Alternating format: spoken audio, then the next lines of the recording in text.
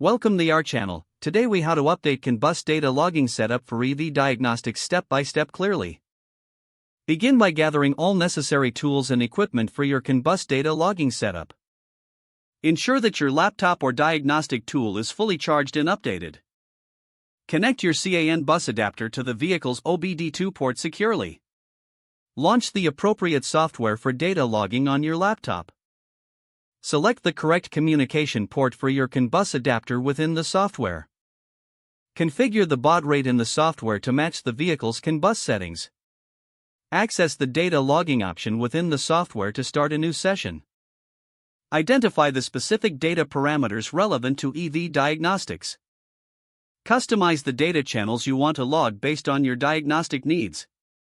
Start the logging session to collect real-time data from the vehicle. Monitor the data flow to ensure that the connection remains stable. Periodically check for any error messages or disconnects during the logging process. Once sufficient data has been collected, stop the logging session in the software. Save the logged data file in an easily accessible format for analysis. Perform a review of the logged data to identify any anomalies or issues. Utilize the data to make informed decisions regarding diagnostic assessments. If necessary, adjust any settings or parameters based on your analysis findings. Repeat the logging process if further data collection is required for a complete diagnosis. Finally, ensure that you document all findings and changes made during the process for future reference. If the page does not load, refresh the browser or try again in a private or incognito window.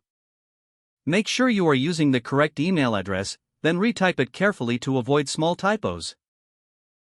If your password is not accepted, use the reset option and create a new strong password you can remember. Check your spam folder for verification or security emails, then complete any requested confirmation steps.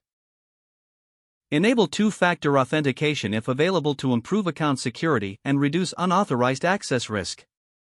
After signing in, review your profile details so your contact information and settings are accurate and current.